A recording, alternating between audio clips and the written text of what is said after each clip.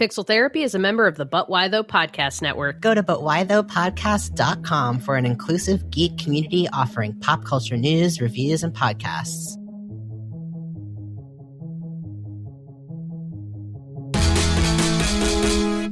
Welcome to Pixel Therapy, the video game podcast where we look at the games we play through the lens of the player, where what you play is just as important as how you play it, and where emotional intelligence is a critical stat. I'm your co-host, Jamie, pronouns she, her, and this is not your typical episode of Pixel Therapy, I am sad to say. As Spencer and I have alluded to on the show lately, we both have quite a bit going on in our personal lives at the moment, and our recording schedule for the end of May, when we scheduled it, we always knew it was going to be a tight one. With Spencer's move and some family obligations on my own end, we had this narrow little window in which we could record and edit and get you your regularly scheduled content, and life happened, and we missed the window. So we need to give ourselves some grace. We've been doing the podcast nonstop since September of last year, and we've been loving the hell out of it. We're so appreciative of all the support we get from our listeners, from all of you on a daily basis. Each and every one of you all means so much to us. But we do need this little pause, whether we want to take it or not. So I'm not going to leave you empty-handed, though.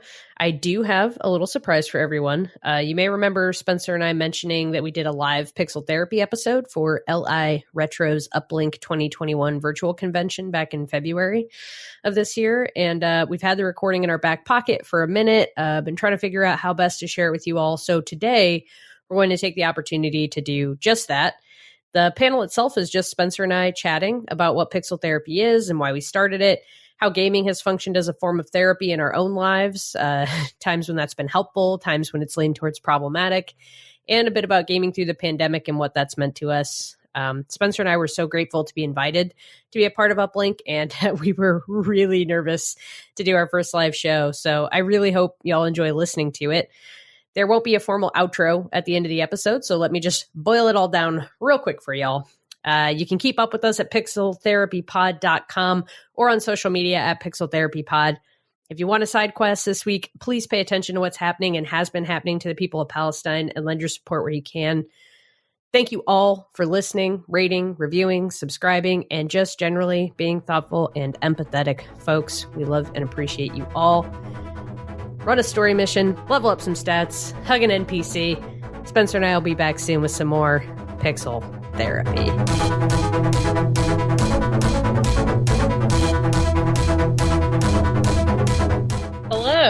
Hello. I think we're live now. Welcome to Pixel Therapy. Welcome to Pixel Therapy. We are the video game podcast where we look at the games we play through the lens of the player, where what you play is just as important as how you play it, and where emotional intelligence is a critical stat. We're a bi-weekly video game podcast, bringing you insightful interviews every other week with folks who may or may not consider themselves to be a gamer, discussing the games that have made them and changed them and all the feelings they have about our favorite pastime. I'm your co-host. We're doing it live. I'm your co-host, Jamie, pronouns she, her. And I am your co-host, Spencer, pronouns they, them. And this is Pixel Therapy live for the first time ever here at Uplink 2021. We are so excited to be here. The stakes have never been higher. Very high stakes tonight. We want everyone listening right now to get cozy, pull up your armchair, feel free to lie down on your couch. Spencer and I are going to talk about our feelings. Spencer, why don't we start off by telling the kids what Pixel Therapy actually is? Yeah, what is Pixel Therapy? Also, you may see folks wandering behind me because I live in a one-bedroom apartment. This is my office. This corner of the living room is my office, so welcome. Welcome to my life. Yeah, so what is Pixel Therapy? We're going to get into this research a bit later, but I really thought that this core tenet from this she's a game designer, she's a researcher, she is also an author, Jane McGonigal. We'll talk a little bit more about her research in a bit, but she has coined this phrase, the opposite of play isn't work, it's depression. And so if play is the opposite of depression, then games are kind of like the opposite of depression. And so for me, what is pixel therapy? I think that we are a podcast that celebrates gaming, and talks about it from places and perspectives that hold it up and look at it as not just a game, but as art, as therapy, as a passion, as something that maybe you weren't allowed to enjoy or have historically felt excluded from. So we're like a podcast for gamers and soon to be gamers and maybe like not sure if they want to be gamers, but are thinking about it. Yeah, let's start there. What is pixel therapy to you, Jamie? I mean, I think everything you're saying resonates, but like a big part of why we started the podcast and what I feel like I'm still getting out of it, and I hope our listeners are getting out of it too, is just this idea that there's more than just a critical take that can be had about a video game. And so much of what you get out of a video game is what you bring to it.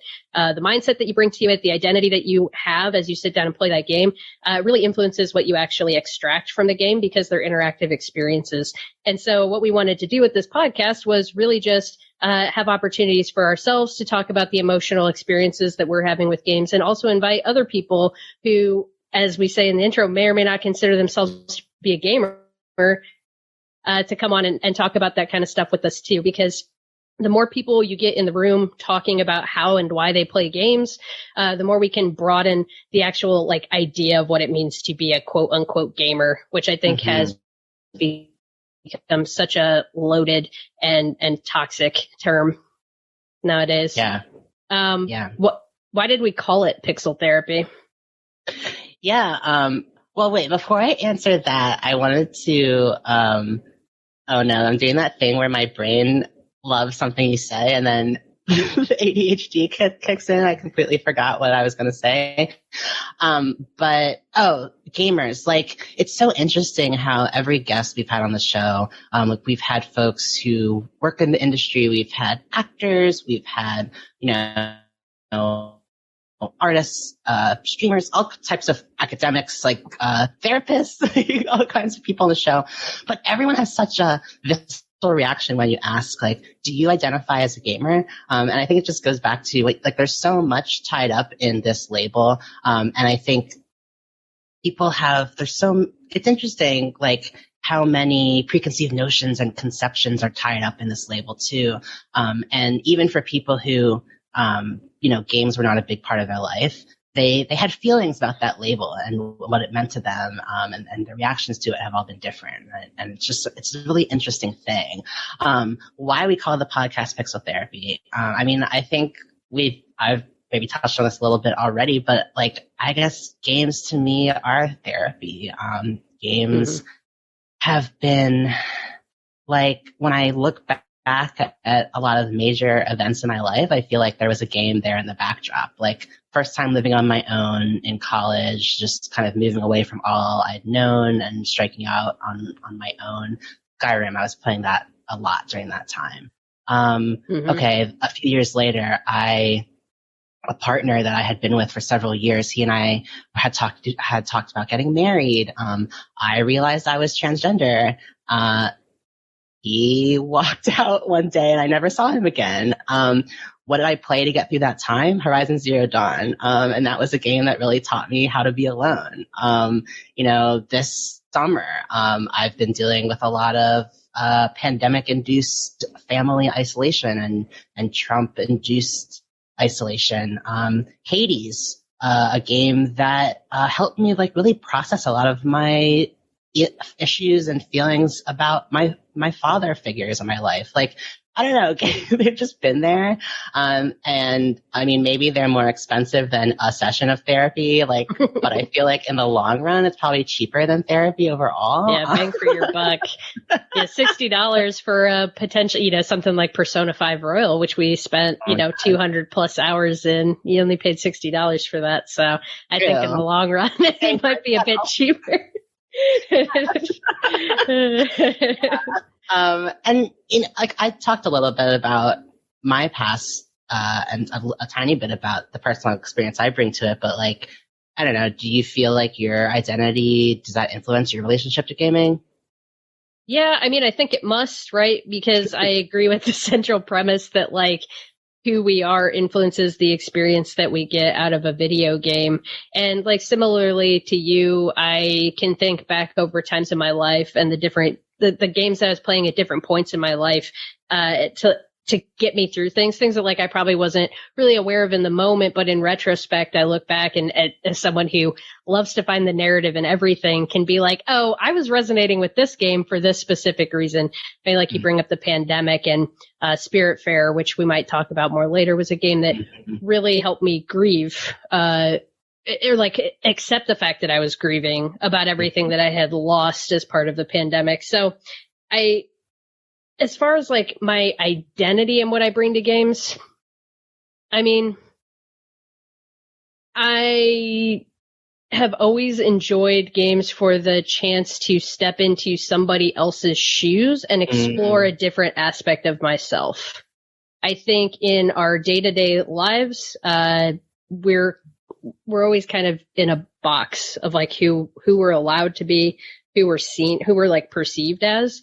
And games open up a whole wide world for you to go have an experience outside of that box. We've talked on the podcast about how when I was in high school and having a lot of anger issues, playing a lot of God of War was a way for me to vent that. And I really like in playing that, like was Kratos. I was identifying with Kratos, this just like rage monster that I couldn't be in my day to day life. I'm a fucking 5 foot tall, like, like little kid at that time, 14-year-old and working in a restaurant and getting mad and slamming pots and pans. Like it's not the same as ripping somebody's legs off, but getting to experience that in God of War and like process my anger through that. Yeah, I don't know.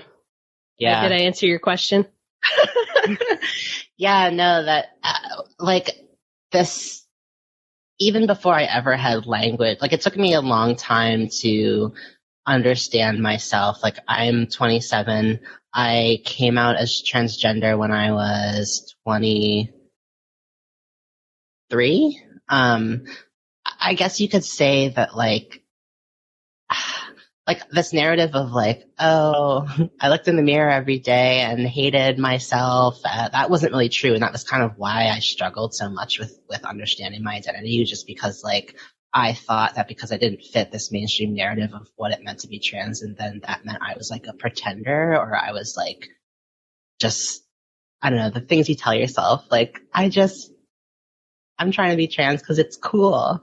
Honestly, like, I mean, being trans is cool. Like, but like, I don't know. I think I often hear this perception from folks like, oh, like you have it so easy. Like everyone's just bending over backwards to like be PC. And, it's like, I don't know what I guess online in some spaces, maybe it seems that way, but like a lot of things in my life actually got harder when I came out, and continued to be much harder. Like even things I didn't expect, like just like the anonymity of like going into a store and just looking like, I don't know, like people just stare a lot more and that's like a little thing that doesn't feel as cool. Anyway, long story short, even before I had the language, like I remember in games, I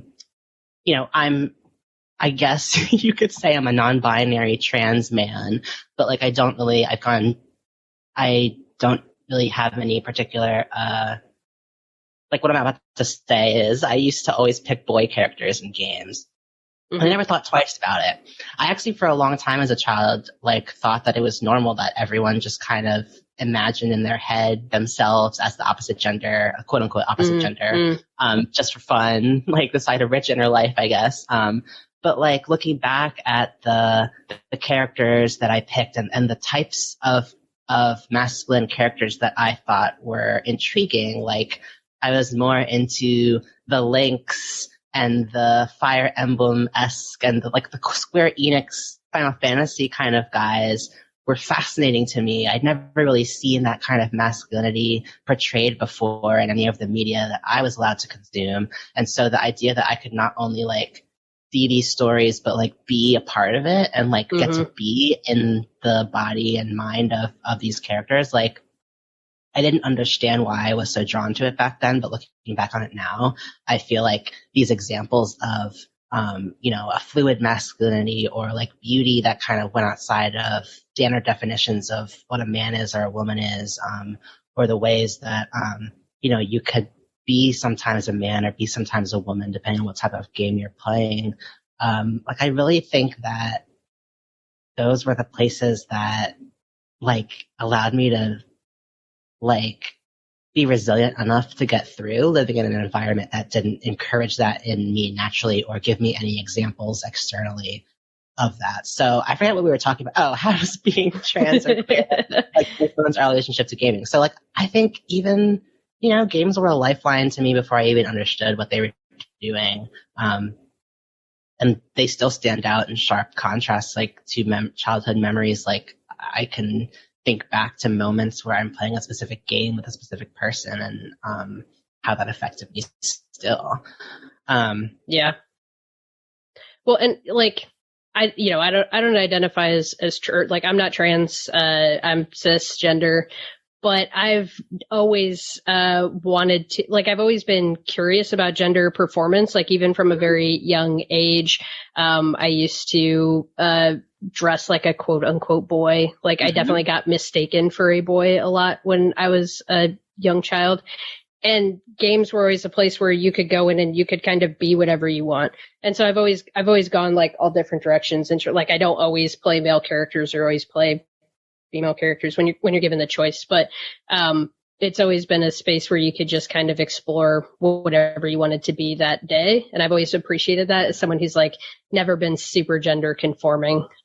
Mm-hmm. Do you feel like you'd ever be a non-binary woman, or I feel cis, is anyone anything? Yeah, I don't know. I guess my hesitancy to say it, I guess, is more around kind of how you were saying before, with the not wanting to feel like I'm just doing it to be part of a group, or I don't know. I feel like it's something I need to pick at more.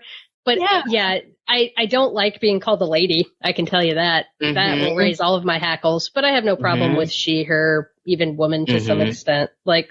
So, I just gender constructs. I've always bristled at them, even from a very young age. Just the idea that you have a certain gender and therefore you're going to go down this specific path, and this is the life that you're expected to lead, and these are the roles that you're expected to fill. And it's always pissed me off. So games, I think, because games inherently say come in and just pretend to be somebody else, or some games are it's a preset character and you're going to pretend to be them, or build your own character and exist in this world, but you can be whoever you want, with caveats. We've talked about all the shortfalls of character creators, and there are a lot. Mm-hmm. But as far as media that lets you do that, books to some extent too, right? And I was definitely a huge reader when I was a kid, lots of fantasy. But I don't know, just the ability to step into a different set of shoes and live a different life. Yeah, I think it can be really affirming to just see that, again, not having words to speak to an identity. I think a lot of mental illness, not conflating being trans with mental illness. Sorry, that was blah, but just to backtrack a little bit, I feel so for me, I suffer from, or I live with complex PTSD. I have generalized anxiety, and I have major depression. And sucks sometimes. This week was rough. But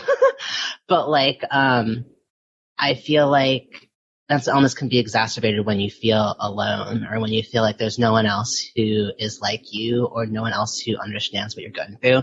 And it's true that no one else can ever understand, 100% what's going on in your mind and how you perceive the world.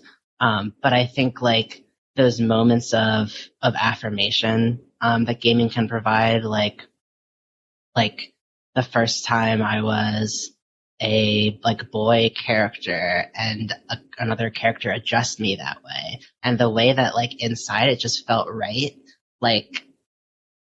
that's recognition, even if it's not coming from like an IRL person yet, that is still building confidence inside me to like persevere and have hope that, hey, someone spent hundreds of hours building this game where this interaction is possible. So there must be other people out there who are like me, and this must be a normal thing. Like, I think it's incredible how, like, we are a podcast that, really, what's it called? Like, centers perspectives of folks who, like us, identify as queer, as people of color. I'm Filipino mixed with white, and I'm transgender and queer. And we, like to hear from folks who maybe don't have also felt marginalized or underrepresented in the gaming community. And the amount of every queer person we've had on the show, when we ask them like, oh, like, what's your history with gaming? It's incredible how unprompted every one of them pretty much has mentioned, at least in passing, The Sims as being a place where, oh, that was one of the first places where like I could have a family, or I could, be queer and like invite people over and just hang out and be free and be accepted and have a job and like come home and just have that kind of life. And, like, it's just beautiful. It is, yeah. Yeah, and so well, you were mentioning a little bit how this past week has been kind of hard. Yeah. How have you been doing with the pandemic in general? Because we wanted to talk a bit tonight about specifically gaming through the pandemic and what gaming has meant to us during the pandemic. We started this podcast during a pandemic. This podcast is only 6 months old. Yeah, 6 months. Really? Also, to start in September. 6 months? It's been 6 months. That's also crazy. It's like, well, time's a flat circle now, but it feels like we started it 100 billion years ago and also yesterday, and it feels both of those things simultaneously. But yeah, we started this podcast during a pandemic because we were connecting so much over games. We were leaning so much into games at this time right now, and so I don't know how has the pandemic been for you so far, Spencer? Yeah. I mean, it's tough. It feels like in a lot of ways I'm blessed, and I know that. And I know that it's not a competition of like, oh, let's play the Suffering Olympics. Like, all of our experiences are valid. We're going through a time of collective trauma and change and just tumult. And like it can be really easy to try to guilt myself into not even like letting myself express my feelings. But I'm working from home. Excuse me, Belzer. But it's like, I guess I for a while was waiting for my life to resume. I was thinking like, okay, we're putting everything on pause, going onto lockdown in a few months, go back to normal. Then that's kind of dragged on. And it's at the point now where, like, I think we're past the point of ever really going back to the way things were in any way that feels recognizable. I think it's really starting to sink in that, yes, we're in the process of defining a new normal, but also like it's going to be years of sort of our culture figuring out again what it means to like interact with each other and be together in public, and just like, it's a lot. And at the same time, like, as someone who works from home, like, I'm on Zoom like all day. Like, I'm constantly meeting. And the thing about Zoom meetings is, like, yes, we're working from home, so that in some ways could be easier. You don't have to commute. Your schedule is more your own. You have the flexibility with your hours, etc. But I do feel like being on Zoom, it's not the same thing as being in a conference room with someone. It really creates this feeling of constant surveillance, of constant performance. Like like when you're in a meeting room, it's common, human attention spans aren't more than like a couple of minutes at a time. So like it's common when you're in a meeting room to be shaking your leg, to look at the wall, look out the window. Maybe you let someone else talk and you're drifting in and out. When you're on Zoom, you're constantly aware of how other people are seeing you, as well as what everyone else is doing. And it sort of just creates, this pressure to always be on, in a way that isn't there when you're with people in person. And so like the last thing I want to do is do more, face-to-face interaction after work. And I have found that, games have really been a way for me to, I guess, get out of my apartment in some ways, but not necessarily have to be on, for someone else. I don't know if that resonates with you at all. Yeah, no, that resonates a ton. Especially like, I mean, everything you're saying about Zoom, our situations are fairly similar, in terms of, you know, I also feel pretty lucky that I've been able to keep my job. I've been able to do my job from home. I live in a 1-bedroom apartment with my partner. He does have to go to work, but his work is really taking things very seriously. He's very safe.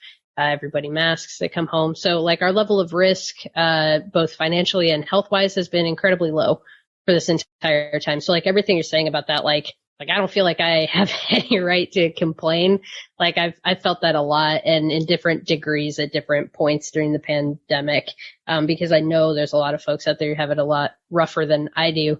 And at the same time, like this is still, buzzword unprecedented situation that we're living through right now.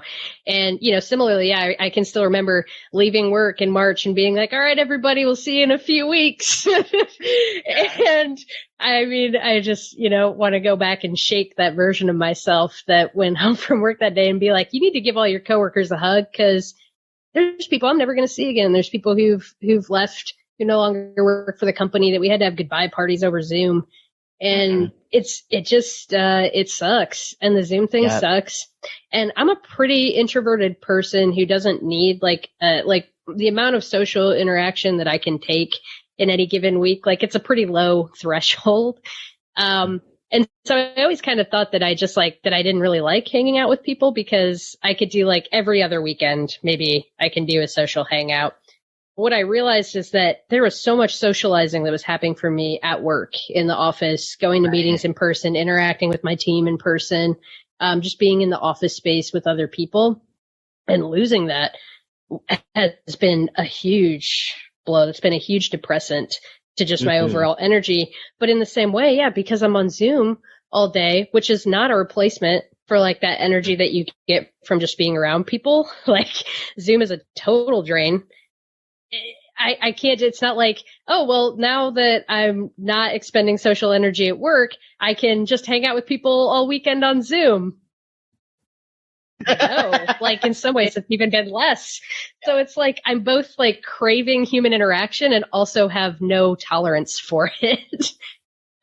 Which is what's made doing this podcast with you so special, and getting to interact with our fans and stuff so special, because it's been a level of interaction that I've been able to tolerate. Sounds like a bad word, but it's been a good amount of interaction that's been healthy and supportive for me at this time. And games have been a huge support system for me in this time too. And it's not just us, right? Like I recently was listening to a different video game podcast, because I listen to a lot of them. And they were talking about Animal Crossing sales figures.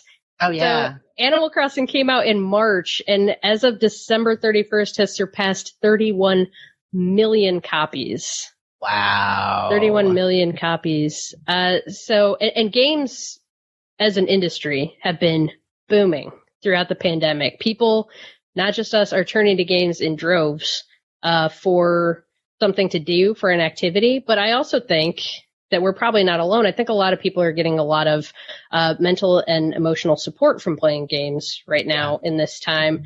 I just wondered, I know you've brought us a study today, because we wanted to talk about maybe like why it is that games are being so helpful for folks, always, but especially right now, as so many people are struggling with isolation, anxiety, depression. Right, yeah. I mean, speaking of Animal Crossing, we covered this a bit on a recent episode, if folks are interested, it's episode 14, where we have the emotional benefits of gaming with counselor Jameer Leslie, who was an amazing guest. But there was such a great guest. So she's a therapist. Just quick, she's a therapist. She's very recently gotten back into gaming over the pandemic, and she has logged over 700 hours in The Sims, and we were both just very proud of her. Shout out Jameer. Yeah, we're killing it. And she advocates. She's a great therapist because she understands that gamers like to game for extended amounts of time, and that is okay. Find out more in our episode. We talked about there's a study out of the Oxford Internet Institute, and it was led by a researcher named Bill. His last name is Shabilsky. Let's just say Mr. Shabilsky. And I forget his first name, but they found that playing 4 hours or more of Animal Crossing per day had a positive correlation with increased well-being and happiness. And so, it kind of goes against these ideas that playing games inherently makes you depressed or makes you anxious, stuff like that. And so, to your question of like, what is it about gaming that is so important, so prevalent right now? We were looking at this research. So Jane McGonigal, as I mentioned earlier, she is a game designer and researcher. She's the author of 2 books, one called SuperBetter, which I'm currently reading right now, and another one called Reality is Broken, Why Games Make Us Better and How They Can Change the World. And she's someone who's really been studying the links between, how our brains work and video games, and how we can use video games to, form better habits or work through depression and anxiety and things like that. And so she writes that in the past few years, there have actually been multiple brain imaging studies done, including one conducted at Stanford University, that have actually looked into the brains of gamers. Their research show that when we play video games, there are 2 regions of the brain that are continuously hyperstimulated. The region most associated with motivation and goal orientation, which are often referred to as the reward pathways. And the second one is the region most associated with learning and memory, the hippocampus, which you may remember from AP psychology. So these 2 regions of the brain, the reward pathways and the hippocampus, are the same 2 regions that get chronically understimulated and even shrink over time when we are clinically depressed. So video game play, as we were kind of talking about earlier, is like literally the neurological opposite of depression. There have actually been studies that show a correlation if you're playing games 20 to 30 hours a week,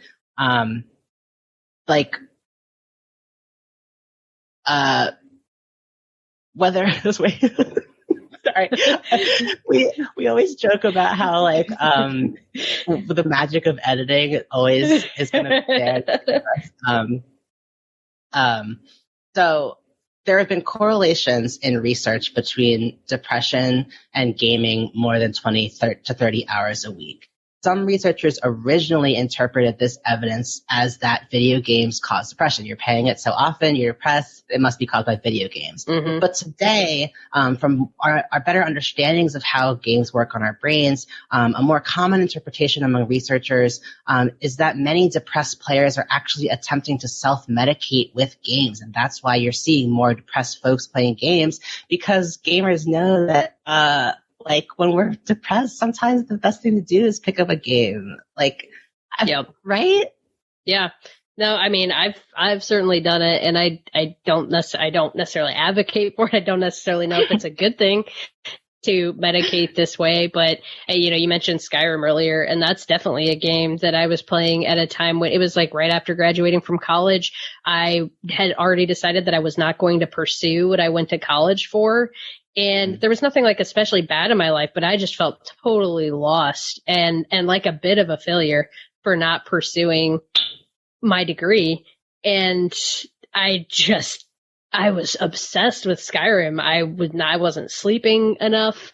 I wasn't really doing much else to take care of myself or anything. I was just full on in it.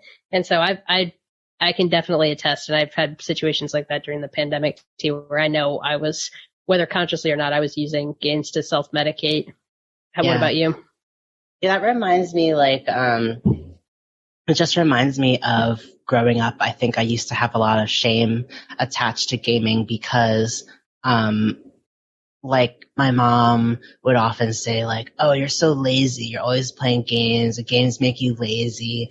And so like I associated what I now understand to be depression as a personal failure, as like I suck and I'm a piece of garbage and I can't do anything right. And like, I think I would turn to games but like it would be in times when I would be turning to them to escape. And so I would be playing them for hours at a time. And it just all got conflated as like harm, like a negative thing. And it wasn't until I was an adult, and really started to understand what I was getting from games. And I started to realize that, they could be like therapeutic. I'm sorry, you're asking me like how I've been using games during the pandemic. Yeah. Well, to self-medicate specifically, but yeah. Yeah. So like, today in the pandemic, like, I mean, I remember March. Well, I barely remember March 2020 because at the same time the pandemic was hitting, the U.S. translation of Persona 5 Royal also came out. And for those who may not be familiar, Persona 5 Royal is the Japanese role-playing game that is easily can be 200 plus hours if you are playing it thoroughly and you are really spending time with the characters and getting entrenched in the story. And it's kind of cyclical that I mentioned that because just yesterday I started playing my pre-order version of Persona 5 Strikers, which is somewhat sequel that's just come out.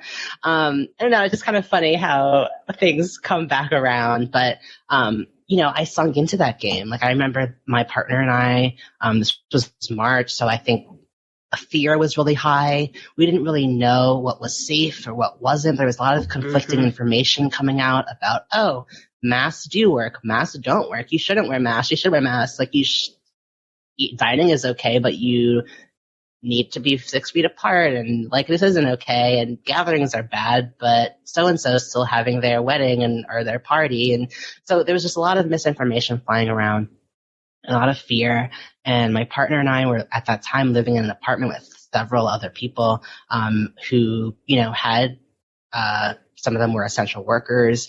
We didn't have a lot of control over what was going on around us. And I think for me, someone living with generalized anxiety and PTSD, like a lack of control can be a real trigger for me just feeling incredibly unsafe. And so we basically just have built a fort in my partner's bedroom where I had my persona, and it was all there was like persona and snacks and beverages and bed and workspace, like all within this room. We're now in a space that's a bit bigger, and looking back on it, I don't like, now that we have this bigger space, I'm like, oh my God, I don't know how I got through that time.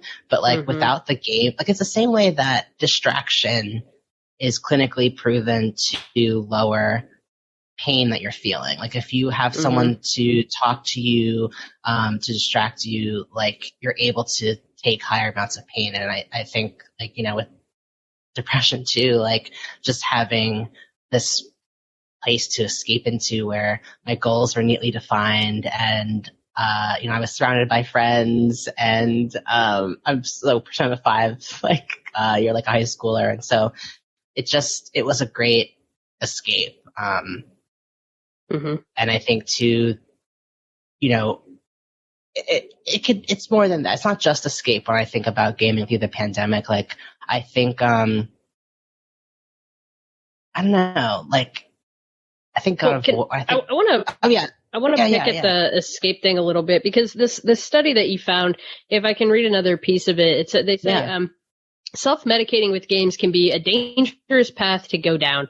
If you play games with an escapist mindset, that is, to ignore your problems, to block unpleasant emotions, or to avoid confronting stressful situations, you're more likely to suffer some of the negative effects that many studies have found associated with playing games, like anxiety, depression, or social isolation. That's because the more depressed you feel or the more stressful your life gets, the more you play games, and the less time and effort you put into action that could help solve your real-life problems. Your problems, therefore, get worse, so you spend more time gaming to escape them. It's a vicious cycle. I don't know if this is applicable to the pandemic, though. Like, in terms of it being a negative thing. Like, you look at what I was doing with Skyrim when I was literally trying to avoid the fact that I had kind of blown up my future plans a little bit. I was dealing with a lot of feelings of perfectionism and feeling like I needed to attain a certain thing that I hadn't, a firstborn child, like first to go to college in my family, like feeling like I had to do something with myself, and then just kind of not just getting a full-time job that wasn't a career, that was just a job, and treading water. So I was playing the game to literally avoid all of that and not have to think about it. That's dangerous. That's problematic, right? That's where the escapism is bad. But at the beginning of the pandemic, using video games to escape a situation that you truly have no control over. Like, what else was there to do at that time? Like, if you hadn't been escaping, and I'm saying you, but like I was doing it too. If we hadn't been doing that, what else would we have been able to do? Like, I don't know how else how you could be processing that fear or doing anything about it. There's nothing that you can do to change the situation. It's a completely external factor. So I think there's plenty of times where the situation is actually outside of your control, and that escapism can help you survive. Yes. Yeah. Like, I honestly feel like a theme over the past year, like I've always been aware of my mental health because I have to, like, I guess I'm someone who, like, I do feel like I'm able to compartmentalize, like, even when I'm so depressed and the self-talk is terrible and I can barely get out of bed and I'm not eating and the anxiety is so high that it feels like ants are trying to claw their way out of my chest. Like, I still manage to go to work and, like, give a presentation like nothing is happening. And I'm also like, I'm an introvert, but I'm known to be, like, very affable and I'm easy to laugh and stuff like that. So, like, no, like, I always get scared when this is very personal. So, like, trigger warning if talk of depression or, thinking of suicide, stuff like that, if that is triggering, like, please feel free to take the space you need. But, and in giving that warning, of course, the thought has left my head of what I was going to say. But, like, I've been scared at times when I read stories about people who it's like, oh, they were so friendly and they had lots of people in their life who loved them. Like, how could they have killed themselves? Like that resonates a lot because I don't know. It's like this, I think at the end of the day, I never want to be a burden onto people. And so, like, I take that very literally. And just, I think maybe that stops me from going to really dark places, is the idea that people who I'm leaving behind would have to deal with that. Let me think about what this has to do with video games. I know I was thinking this was like, hey, we're talking about mental health. We're gamers and we have mental health problems, so this is a mental health podcast. Mental health podcast. So, I don't know. We were talking about escapism. Right. Just that, like, resilience. Like, I think I've always been aware of my mental state because that's what enables me to make sure that people on the outside don't see that I'm hurting. And I think, like, games, my God, Jamie,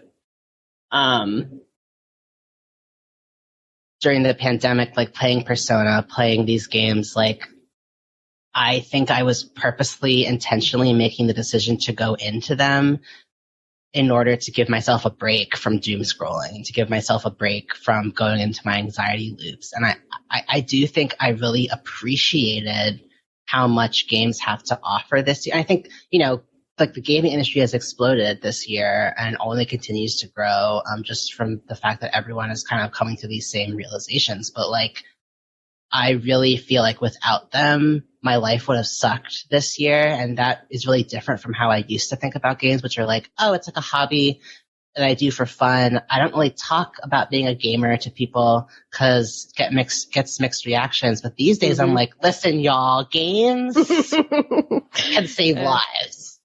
Those mixed reactions are real, though. It's something that I've appreciated so much about the space we've created with the podcast is that we can actually talk to people who play games. We don't have to call them gamers. Thanks, Dan. We talk to people who play games, and you can just have a conversation about games, and there's no judgment like baked into that.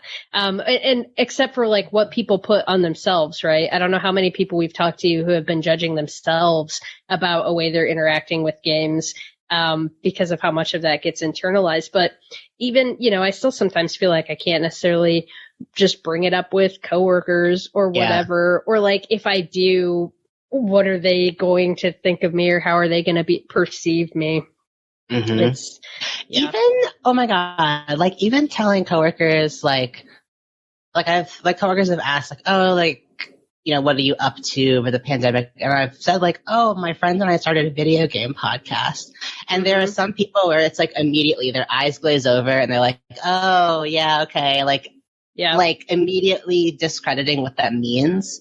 And I'm like, you don't understand. Like, if someone had a film criticism podcast, people wouldn't judge them for that. But inherently, people would be like, oh yeah, of course. Like, there's an art to that. There's a respect to that. There are people who dedicate their careers to that, and understanding film and being able to speak about its history and the techniques involved. Like, that's seen as a status symbol in some circles. People, that's a date strategy to be able to talk about stuff like that. And, it's like, why don't we see video games in the same way? Why do we inherently associate them with lowbrow art? And I'm not saying, and this is as someone who does not in any way think that we need to gatekeep the art world, or that art should only be for people who can afford a certain thing or who live a certain lifestyle. That's not what I'm saying at all. But I do think that the amount of blood, sweat, and tears that goes into making video games, the way people's lives are made and destroyed over the course of years in the process of bringing forth these monstrous, multifaceted, multi-part working, like, how does any game that is made, I'm immediately like, you're a hero, because there's so much. So, let me pause there, because what we were talking about in terms of our mindsets and what we bring to gaming, there's definitely something else that would make me think of, but let me see if I just want to let you respond if there's anything else you wanted to say on this topic. Oh, no, I mean, I think you covered it. It's just, I wish I could pinpoint exactly where the perception comes from. I have to assume it's a dated thing that is like slowly going away. Just this idea of games being a lazy hobby that people shouldn't invest in. I just think it's a complete misunderstanding of the breadth of what there is on offer in games and what people get out of them.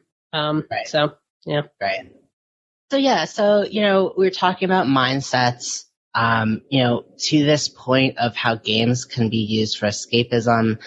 If you're constantly using games to avoid stressful situations, or you, like, every time you feel stressed, you turn to a game, like, yeah, you can of course start to associate gaming with those feelings, or even, just find yourself falling into this vicious cycle.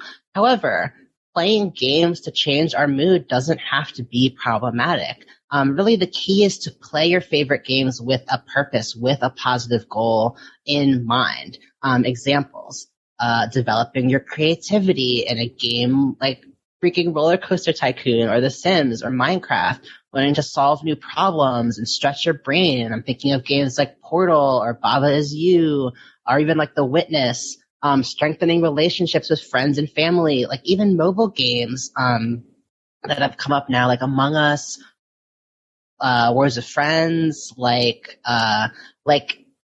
the barrier to entry is lower than ever. It's more accessible than ever. If you have a smartphone, which pretty much everyone has, like you can play a game. And like, I think that it's exciting to hope that more and more people will realize that gaming can be for them. Because if you've played Among Us, then you've played a video game. Even learning to bounce back, to persevere, like, anyone playing The Last of Us on grounded mode knows what I'm talking about. Just the fact that you try something over and over again, and then you eventually get it. Like, it reminds you that you are capable of learning, of adapting. You can be in high pressure situations. You can be in high stress situations. You can handle it. There's just been research showing that approaching games with this mindset of, what am I getting out of this? Like, what can I do with this today? What can I take from this and carry with me? Before you go to bed, they say that if you write in a journal, like, I want to remember my dreams, or you just start every morning when you wake up, even if you just remember a word or a color, just write it down. And over time, slowly, you'll start to remember more and more of the dream and get to the point where, some people even get to the point of lucid dreaming, being able to control what happens to them in their dream. I think much in the same way, if you're approaching games with this mindset of, what am I taking from this and carrying with me, over time, it really applies to real life. Like, it has real world improvements on your confidence, your problem solving skills. And it becomes the opposite of playing it just to escape. You're growing with it. You're using it as a tool that's helping you. Yeah. I like the way you kind of recontextualized or like reframed what the study said, because I'll admit, when I first read the language from the study and saying that, like, the sentence, the key is to play your favorite games with a purpose, with a positive goal. It's something like, I don't know, it just like kind of raised my positivity. Well, what raised my hackles, I think, was the idea that something that only has value if there's like a product, it's like being productive in some way, or that you're only spending your time wisely in a game if you have some ulterior goal that's like making you a better person. And I just don't think, like, the way you're talking about it is closer to, I think, how people actually approach games, which is like, I'm not sitting down to play a puzzle game because I want to fucking grow. I'm not actively thinking like, this is going to be a great use of my time. I'm going to put an hour towards, making my brain stronger. Like, nobody's like coming at it like that. Like, you want to like work your brain, like you want to play a puzzle game, so you play a puzzle game. Or like, for me, I play a lot of narrative adventure games. It's like, I want to experience somebody's story. There's ways that I'm growing and changing through the process of playing that game, even though like my initial instinct to pick up that controller is I want to relax. Mm-hmm. Like that 90%, like, games are the place where I can recharge almost all the time. Mm-hmm. And I don't think, maybe I'm wrong, maybe I should talk to a therapist about it, but I don't think I'm currently using them as straight up escapism, as I know I've done and I've seen myself do in the past. But I'm not picking that controller up with like I'm going to be productive for an hour and like grow a life skill. I think the life skill growing is just inherent to the games. Like, games are teaching us things. And if we actually reflect on our experience with the games, we will get that stuff out of it. But it's more about the reflection and less about going into it with this really, like, I just can't imagine any gamer sitting down and being like, I'm going in with this very specific goal of what I'm going to accomplish. But I do think that growth is there if you take the time to reflect on what you experienced in the game. Yeah. And I think what you said too reminds me that, like, there are people who get really angry at a game. And I think that you can get really angry and start to hate a game when you try to bend the game to your will. Like, at the end of the day, a game is a fixed world with its own rules, and you're a guest in that world. Like, someone else has created this world and defined it, and you are entering it, but it's not yours, and you don't control it. And so if you choose to resist that, just like in life, if the harder you resist change, the harder life gets. I'm thinking of, like, big backlash that games like, let's, for example, talk about The Last of Us Part 2. Like, that has a ton of really valid criticism. Mm-hmm. But there were people who were so angry and refused to go any further just because they didn't get to play the character they wanted to play. Mm-hmm. And it's like, I think at a certain point, you'll get more out of a game if you just are as open as possible to letting it take you where it intends to take you and teach you what it intends to teach you. It doesn't have to be exactly what you expect for it to be valuable to you. Mm-hmm.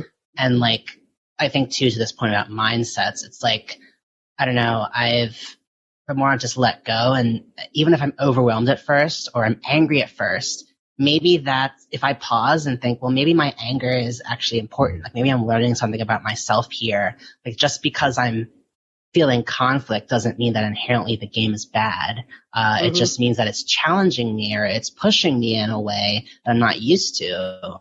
And it's like, I think that's one of the most important things that games bring us is just this ability to be fully submersed in another perspective. It's so valuable for building your worldview and your sense of, morality and ethics and just like being a better person. Yeah. Yeah. So like in that vein and kind of reflecting on this deep time of gaming during the pandemic, what are the big learnings or the big changes that happened this time that you want to carry forward with you, whether it's in relation to gaming or some bigger thing that you learned that you want to hang on to past the pandemic or just past tonight? Yeah. Well, I mean, I think the experience of making this podcast too, I think my relationship to gaming has shifted. I think I've moved from seeing it as a thing that I sometimes do, as a hobby, to like something that's important to my sense of identity. Like, I think that I really appreciate games as an art form and I like talking about them with people. I guess it feels, like in the same way that people work out every day or they garden every day or they spend 20 minutes journaling in the morning. Like, I do feel like gaming is a healthy and creative and joyful like part of my life that I think my life would be kind of sad if I didn't have it in it. And I want to give them more respect. Excuse me. Like, I want to reflect the respect I think that they deserve. In addition to all the other things I've talked about. I mean, what about you? Do you have any other, what do you not want to lose? Like, what have games brought you? I mean, I think you stole my answer a little bit in the framing of this podcast. And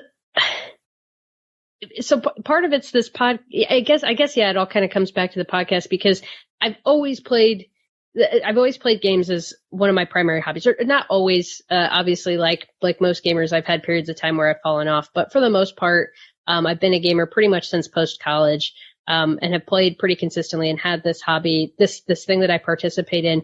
And to date, I never had a place where I could go and like really talk about that kind of stuff. I was the perennial like meme of the kid eating the ice cream in front of the poster of people with the ice cream, just listening to podcasts about video games and wanting to be a part of the conversation. Yeah. And us doing this podcast together, and even just, our friendship in general, as we started talking about games more and more, and you started getting into games more, like actually having that outlet in my life has made me feel way more comfortable about being out as a gamer and just like not worrying so much what the perceptions of it might be, and just saying like, yeah, I played a game, and like then talking about why that game mattered to me with people.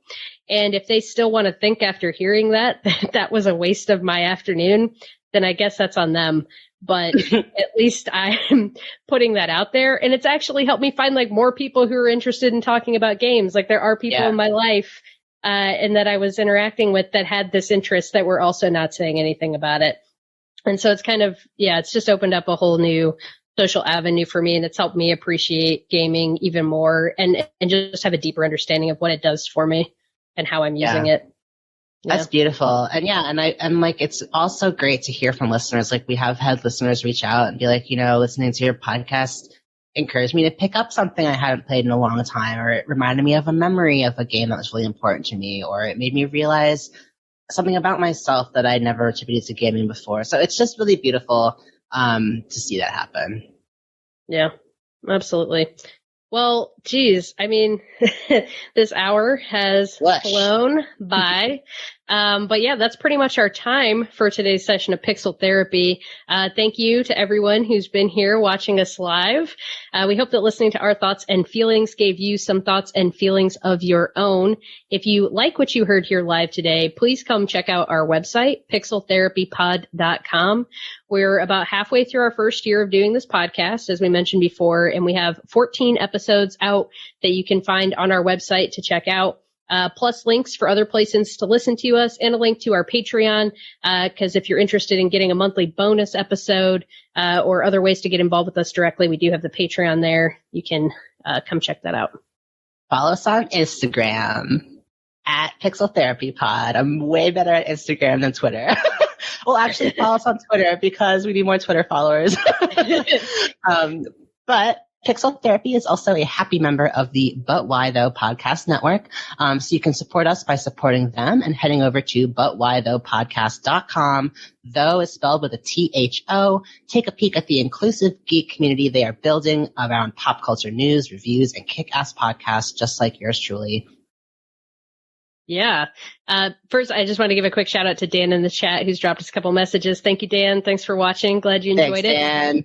That is our show for today. So go forth, run a story mission, level up some stats, and don't forget to hug an NPC every now and then. We'll be back soon with some more Pixel Therapy. Bye-bye.